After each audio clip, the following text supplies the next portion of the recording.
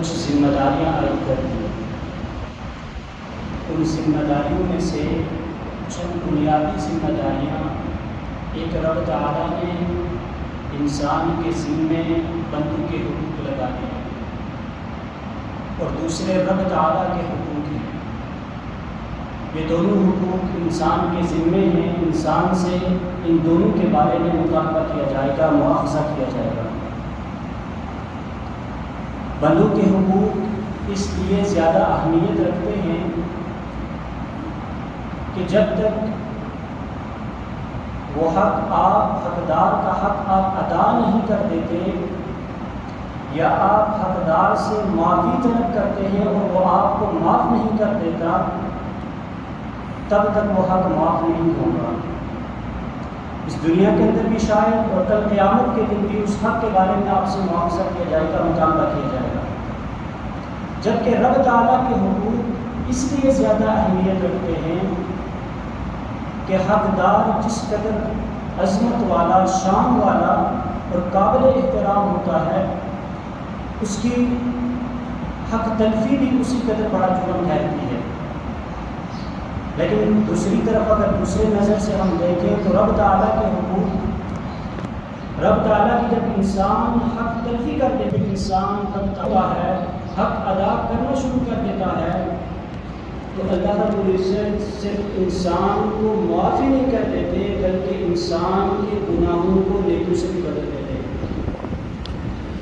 قرآن کریم کے اللہ نے فرمایا ان الحسنات یذہبن السیئات، جب انسان نیکیاں کرتا رہتا ہے تو نیکیوں کی برکت سے اللہ رب العزت انسان کے صغیرہ گناہ معاف فرما دیتے ہیں۔ جبکہ دوسری طرف بندوں کے جو حقوق ہیں وہ تب تک معاف نہیں ہوں گے جب تک ہم ان کو ادا نہیں کریں گے یا ہم ان حقداروں سے معافی طلب نہیں کریں گے۔ قرآن کریم کے اندر اللہ رب العزت نے انبیاء کی بعثت کا جو مقصد ہمیں بتایا کہ ہم نے انبیاء کو کیوں بھیجا، ان بعثت کے مقاصد میں سے ایک مقصد یہ بتلایا کہ لِيَقُومَ النَّاسُ بِالْقِسْطِ لَقَدْ أَرْسَلْنَا رُسُلَنَا بِالْبَيِّنَاتِ، ہم نے نبیوں کو کتاب دے کر بھیجا۔ کس مقصد کے لیے بھیجا گیا؟ لِيَقُومَ النَّاسُ بِالْقِسْطِ، تاکہ وہ لوگوں کے درمیان انصاف قائم کر سکیں، تاکہ وہ لوگوں کے حقوق کی ادائیگی کی ترغیب دلا سکیں، لوگوں کو ترغیب اور ترہیب دلا سکیں۔ اور اللہ رب العزت نے بے شمار مقامات پر قرآن کریم کے اندر بندوں کے حقوق کی طرف توجہ دلائی۔ سورہ نساء کے اندر اللہ نے فرمایا وَلَا تَأْكُلُوا أَمْوَالَكُمْ بَيْنَكُمْ بِالْبَاطِلِ إِلَّا أَن تَكُونَ تِجَارَةً عَن تَرَاضٍ مِنكُمْ، کہ ایک دوسرے کا مال ناحق طریقے سے مت کھاؤ، الا یہ کہ باہمی رضامندی کے ساتھ۔ اور ایک دوسرے مقام پر آیتیں پڑھنے کے اندر اللہ رب العزت نے ایک ہی مقام پر بندوں کے چند حقوق کی طرف توجہ دلائی اور اپنے نبی کو حکم دیا کہ آپ لوگوں سے کہہ دیجیے قُلْ تَعَالَوْا أَتْلُوا مَا حَرَّمَ رَبُّكُمْ عَلَيْكُمْ أَلَّا تُشْرِكُوا بِي شَيْئًا وَبِالْوَالِدَيْنِ إِحْسَانًا، اے نبی آپ کہہ دیجیے تَعَالَوْا أَتْلُوا مَا حَرَّمَ رَبُّكُمْ، آؤ میں تمہیں بتاؤں کہ رب تعالیٰ نے کن کن چیزوں کی حرمت بتائی ہے۔ ان میں سے پہلی چیز اللہ تشرکوا بی شیئا، کہ رب تعالیٰ کی ذات اور صفات کے اندر کسی کو شریک نہ ٹھہرایا جائے۔ یہ اس قدر بڑا جرم ہے کہ رب تعالیٰ نے فرمایا کل قیامت کے دن میں جس گناہ کو چاہوں گا معاف کر دوں گا، فرمایا ان اللہ لا یغفر ان یشرک بہ ویغفر ما دون ذلک لمن یشاء، لیکن شرک میری ذات اور صفات کے اندر اس قدر بڑا جرم ہے کہ کل قیامت کے دن اگر کوئی شخص دنیا سے شرک کی حالت کے اندر چلا گیا تو اس گناہ کو معاف نہیں کروں گا۔ اب ذرا اس بات کا اندازہ لگائیے کہ رب تعالیٰ نے اپنا حق بیان فرمایا اور ساتھ ہی بندے کا حق بیان فرمایا اور ان ہستیوں کا حق بیان فرمایا وَبِالْوَالِدَيْنِ إِحْسَانًا، کہ والدین کے ساتھ حسن سلوک کرو، والدین کے حقوق بیان فرمائے اور والدین کے حق کا خیال رکھنا اس قدر اہمیت رکھتا ہے کہ قرآن کریم کے اندر اللہ نے فرمایا وَلَا تَقُلْ لَهُمَا أُفٍّ، ہم سب کمزور ہیں، والدین کو ہم جھڑک دیتے ہیں، بات بات پر کہہ دیتے ہیں کہ آپ نے ایسا نہیں کرنا، ویسا نہیں کرنا، لیکن قرآن کی تعلیم ہمیں یہ بتلاتی ہے کہ وَلَا تَقُلْ لَهُمَا اُف، اگر والدین تلخ ہوں، ان کا لہجہ سخت ہو، کرخت ہو، تو آپ نے زبان سے اف تک کا جملہ نہیں نکالنا، اس قدر ناگواری کا اظہار بھی نہیں کرنا۔ پھر اللہ رب العزت نے والدین کے حقوق کے ساتھ اولاد کے حقوق بیان فرمائے، وَلَا تَقْتُلُوا أَوْلَادَكُمْ مِنْ إِمْلَاقٍ، کہ اولاد کو فقر کے ڈر سے، غربت کے ڈر سے قتل بھی مت کرو، فرمایا نَحْنُ نَرْزُقُكُمْ وَإِيَّاهُمْ، تمہیں بھی ہم رزق دے رہے ہیں اور ان کو بھی ہم رزق دیں گے۔ پھر آگے اللہ نے فرمایا وَلَا تَقْرَبُوا الْفَوَاحِشَ مَا ظَهَرَ مِنْهَا وَمَا بَطَنَ وَلَا تَقْتُلُوا النَّفْسَ الَّتِي حَرَّمَ اللَّهُ إِلَّا بِالْحَقِّ۔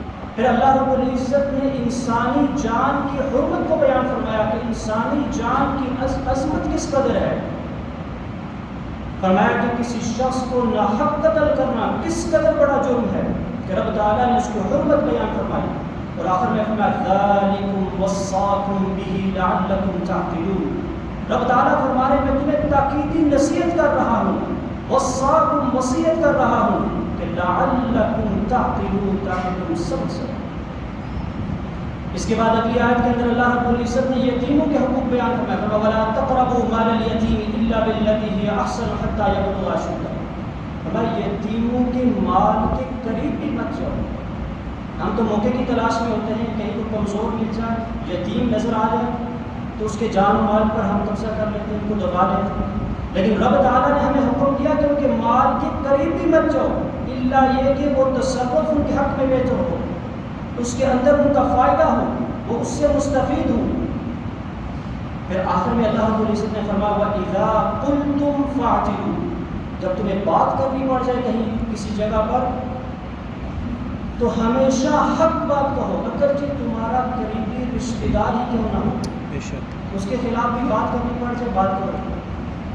ذَلِكُمْ وَصَّاكُمْ بِهِ لَعَلَّكُمْ تَذَكَّرُونَ، پھر اللہ نے فرمایا میں تمہیں تاکیدی نصیحت کر رہا ہوں تاکہ تم نصیحت حاصل کر سکو۔ یہ جو آیات کریمہ ہے اس کے اندر اللہ رب العزت نے 3 مرتبہ دہرایا، ایک مرتبہ فرمایا وَصَّاكُمْ بِهِ لَعَلَّكُمْ تَعْقِلُونَ، دوسری مرتبہ فرمایا وَصَّاكُمْ بِهِ لَعَلَّكُمْ تَذَكَّرُونَ، تیسری مرتبہ فرمایا وَصَّاكُمْ بِهِ لَعَلَّكُمْ تَتَّقُونَ۔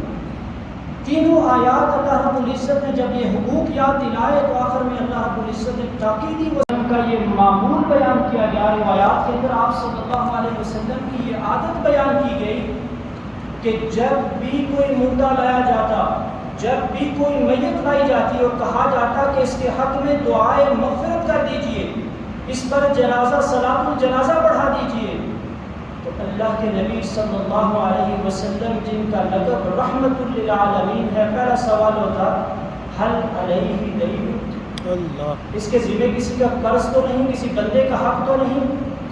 اگر بتلایا جاتا کہ اس کے ذمہ فلاں شخص کا قرض ہے تو آپ صلی اللہ علیہ وسلم رحمت للعالمین ہونے کے باوجود اس کے حق میں دعا کرنے سے انکار فرماتے ہیں۔ صحابہ کرام سے فرماتے تم اس کا جنازہ پڑھ دو، اپنے بھائی پر جنازہ پڑھ دو۔ یہ اس لیے فرماتے ہیں کہ لوگوں کے دل کے اندر حقوق العباد کی اہمیت بیٹھ جائے۔ حدیث مبارکہ کے اندر آتا ہے کہ ایک مرتبہ اللہ کے نبی صلی اللہ علیہ وسلم نے جہاد کی فضیلت بیان فرمائی۔ مجمع سے ایک شخص کھڑے ہوئے اور عرض کرنے لگے یا رسول اللہ، اگر میں اللہ کے راستے کے اندر قتل کر دیا جاتا ہوں، شہید کر دیا جاتا ہوں، تو کیا میرے سارے گناہ معاف کر دیے جائیں گے؟ تو اللہ کے نبی صلی اللہ علیہ وسلم نے فرمایا ہاں سارے گناہ معاف کر دیے جائیں گے۔ وہ شخص اٹھ کر جانے لگا تو اللہ کے نبی صلی اللہ علیہ وسلم نے انہیں واپس بلایا اور فرمایا الا الدین، لوگوں کا قرضہ لین دین، لوگوں کے حق معاف نہیں ہوں گے۔ اب ذرا سوچئے کہ شہادت کس قدر بڑا مرتبہ ہے کہ حدیث مبارکہ کے اندر آتا ہے یغفر اللہ للشہید کل ذنب الا الدین، شہید کے تمام گناہ معاف کر دیے جاتے ہیں سوائے لوگوں کے قرضے کے، لوگوں کے حق کے، وہ معاف نہیں ہوگا۔ شہید کے خون کا قطرہ ابھی زمین پر گرتا نہیں کہ سارے گناہ اس کے دھل جاتے ہیں، مٹ جاتے ہیں، لیکن اگر کسی شخص کا حق اس کے ذمہ ہے وہ معاف نہیں ہوگا.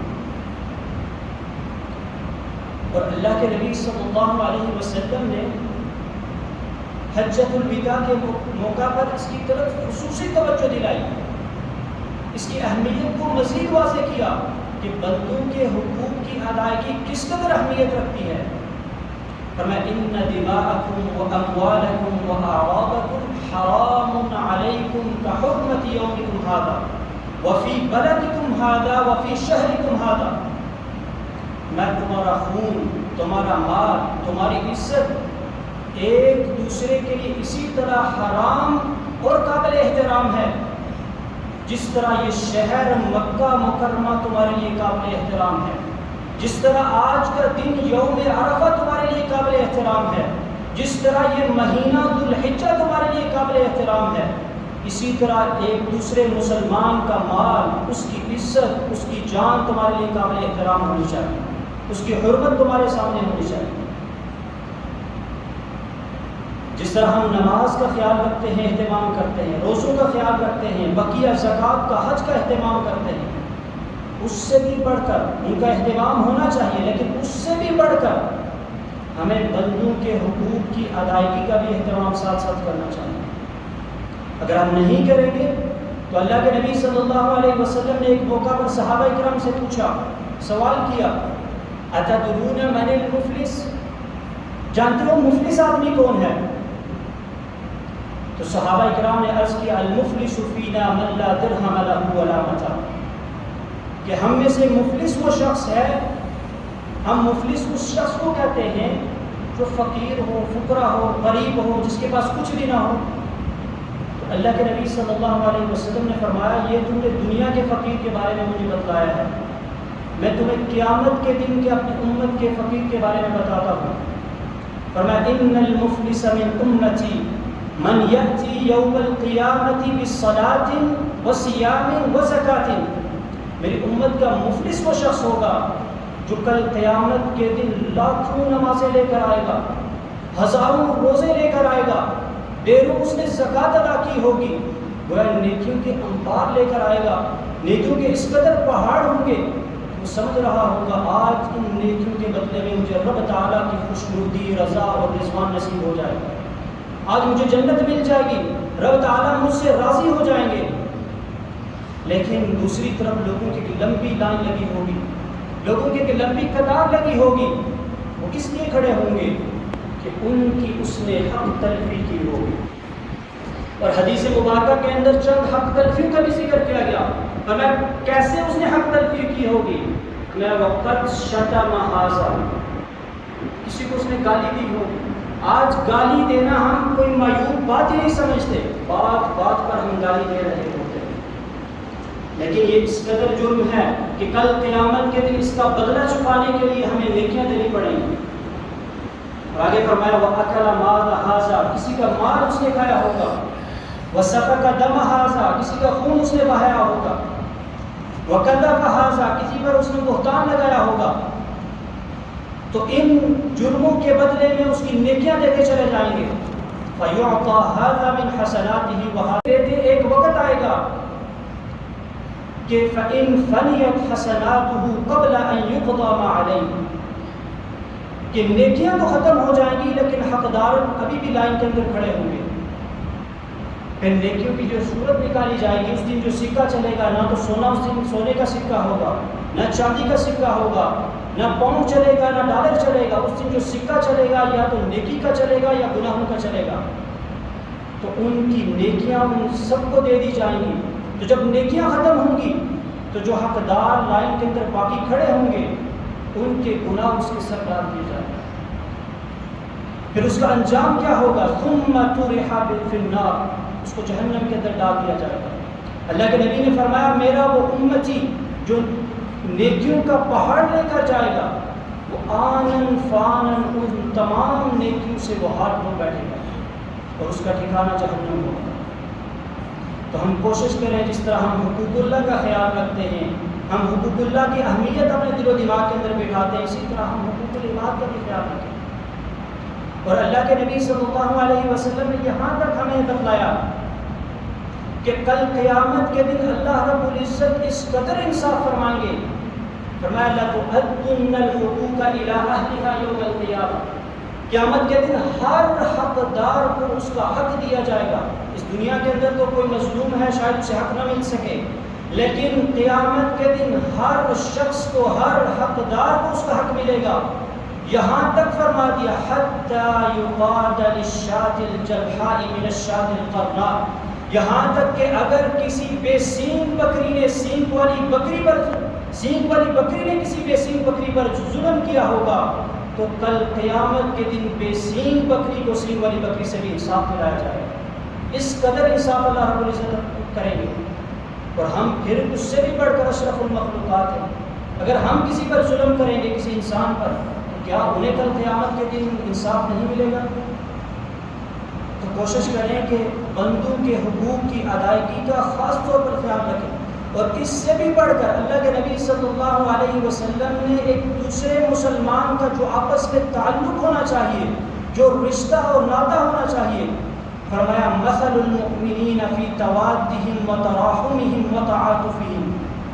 فرمایا مسلمان کا مسلمان کے ساتھ جو رشتہ اور ناطہ اور تعلق ہونا چاہیے، محبت کا، رحمت کا، شفقت کا، فرمایا مثل الجسد، ایک جسم کی مانند ہونا چاہیے.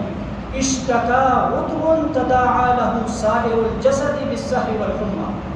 اگر جسم کی کسی ایک عضو کو تکلیف پہنچتی ہے تو پورا جسم انسان کا مضطرب ہو جاتا ہے، تڑپنے لگتا ہے، اس کی نیند اڑ جاتی ہے. فرمایا یہ اگر کوئی مسلمان دنیا کے دوسرے کونے کے اندر تکلیف کے اندر ہے، اس کے اوپر ظلم کیا جا رہا ہے، تو ایک مسلمان دوسرے کونے کے اندر بیٹھ کر اسے اس کا درد اور اس کی تکلیف کو محسوس کرنا چاہیے. اگر اس کے حق میں اور کچھ نہ کر سکے تو کم از کم دعا کرنی چاہیے. ہم تو ساتھ بیٹھے مسلمان کو ایذا دینے پر لگے ہوتے ہیں. اور اللہ کے نبی صلی اللہ علیہ وسلم نے کامل ایمان کی جو علامت بتلائی، فرمایا لا یؤمن احدکم حتی یحب لاخیہ ما یحب لنفسہ. تمہارا ایمان اس وقت تک کامل نہیں ہو سکتا جب تک کہ تم دوسروں کے لیے ویسا ہی پسند نہ کرو جیسے تم اپنے لیے پسند کرو. اور پھر اس سے بھی بڑھ کر اللہ کے نبی صلی اللہ علیہ وسلم نے جہاں والدین کے حقوق ہمیں سکھلائے، اولاد کے حقوق سکھلائے، پڑوسیوں کے حقوق سکھلائے، پڑوسیوں کے بارے میں یہاں تک فرمایا کہ مجھے یہاں تک خدشہ ہوا، جبرائیل امین نے اس قدر تاکید فرمائی کہ مجھے اس قدر خدشہ ہوا کہ انہیں وراثت کے اندر حصہ دار نہ قرار دے دیا جائے. ہم تو جو حقدار ہوتے ہیں انہیں حصہ نہیں دیتے، اولاد میں سے کسی کو محروم کر دیتے ہیں. لیکن اللہ کے نبی صلی اللہ علیہ وسلم نے اس قدر پڑوسیوں کے حقوق بیان فرمائے. اسی طرح اللہ کے نبی صلی اللہ علیہ وسلم نے عام مسلمانوں کے حقوق بھی بیان فرمائے. اور پھر اللہ کے نبی صلی اللہ علیہ وسلم نے عام انسانوں کے حقوق بھی بیان فرمائے. حق المسلم علی المسلم خمس. مسلمان کے مسلمان پر 5 حقوق ہیں. پہلا حق یہ ہے کہ رد السلام. جب مسلمان ایک دوسرے سے ملیں تو سلام دے تو وہ دوسرا اس کے سلام کا جواب دے. سلام جب دیں تو اس کا اہتمام کریں، پورا سلام دیں. اگر آپ کہیں گے السلام علیکم 10 نیکیاں ملیں گی. اگر آپ رحمت اللہ کو اس کو اندر بڑھائیں گے، اضافہ کریں گے، 20 ہو جائیں گے. اگر وہ برکات کے ساتھ کہیں گے 30 نیکیاں ہو جائیں گی. تو اس کے اندر آپ کوشش کریں پورا سلام دیں. اور جب جواب دیں تو تب بھی آپ پورا جواب دیں وعلیکم السلام ورحمۃ اللہ وبرکاتہ. 30 نیکیاں ملیں گی. تو مسلمان کا مسلمان پر ایک حق یہ ہے کہ جب بھی وہ سلام دے اس کا جواب دیں. دوسرا مسلمان کا حق یہ ہے کہ اجابت الدعوہ. جب وہ آپ کو دعوت دے کسی بھی کھانے کے لیے یا کسی بھی چیز کے لیے، آپ اس کی دعوت کو قبول کریں بغیر عذر کے ٹھکرائیں نہیں. تیسرا مسلمان کا حق ایک مسلمان کا دوسرے مسلمان پر یہ ہے کہ عیادت المریض. اگر کوئی مسلمان بیمار ہو جائے تو آپ اس کی تیمارداری کے لیے جائیں، اس کی عیادت کے لیے جائیں. مسلمان کا چوتھا حق یہ ہے کہ جب وہ اس دنیا سے پردہ فرما جائے، اس دنیا سے چل بسے، تو اتباع الجنائز، اس کے جنازے کے اندر آپ شریک ہوں. یہ بھی مسلمان کا مسلمان پر حق ہے. پانچواں مسلمان کا حق یہ ہے کہ تشمیت العاطس. اگر کسی مسلمان کو چھینک آئے اور وہ الحمدللہ کہے تو سننے والے مسلمان پر اس کا حق یہ ہے کہ وہ کہے یرحمک اللہ، اگر مرد ہے یرحمک اللہ، اگر عورت ہے یرحمک اللہ. تو جو سننے والا جس نے چیخ ماری وہ جواب کہ مسلمان پر 5 حق ہیں. اور پھر اللہ کے نبی صلی اللہ علیہ وسلم نے اس سے بھی بڑھ کر عام انسانوں کے حقوق بیان فرمائے. فرمایا کہ من لا یرحم الناس لا یرحمہ اللہ، جو انسانوں پر رحم نہیں کرتا اللہ رب العزت اس پر رحم نہیں کرتے.